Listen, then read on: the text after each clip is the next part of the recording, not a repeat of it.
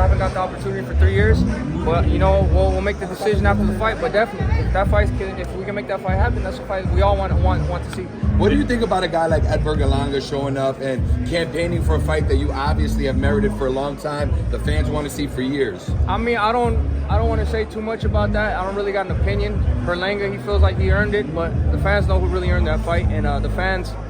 I'll leave it up to the fans. Ask them what fight they want to see, and they'll tell you. David, what do you think about Ryan's PD usage? I don't want to speak about that. David, I spoke to Dave Morrell, and he said that you're ducking him. He said you don't want that fight. I'm not ducking nobody. Now that we're at 75, I see you went up to 175, so potentially we could have that fight. You know, the only fight I'm staying around for at 168 is Canelo. David, I'm done at 168.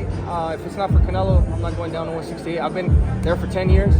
I was there already at the pinnacle to try to fight for all the belts, and they didn't give me the opportunity. So now we're moving up with 175. But definitely, that's a very lucrative fight. Me and David Nabrell, these are the best in PBC, so let's make it happen. What did you think of Conor Berlanga going at it yesterday? I don't know. I would love to see the fight, but I don't really think.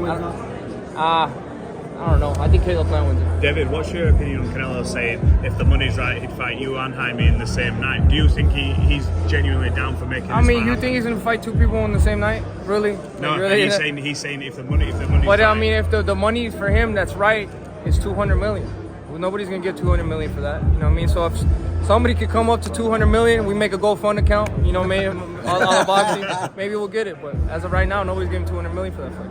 What do you think about just all the madness this week? You know, Oscar and Canelo going back and forth. Any thoughts on that at all? I think Oscar had a lot to get off of his chest, and he finally had the platform to do it. This is the first press conference he's had with, not first, but you know, as a fighter fighting Canelo. So I feel he's entitled to say whatever he wants to say.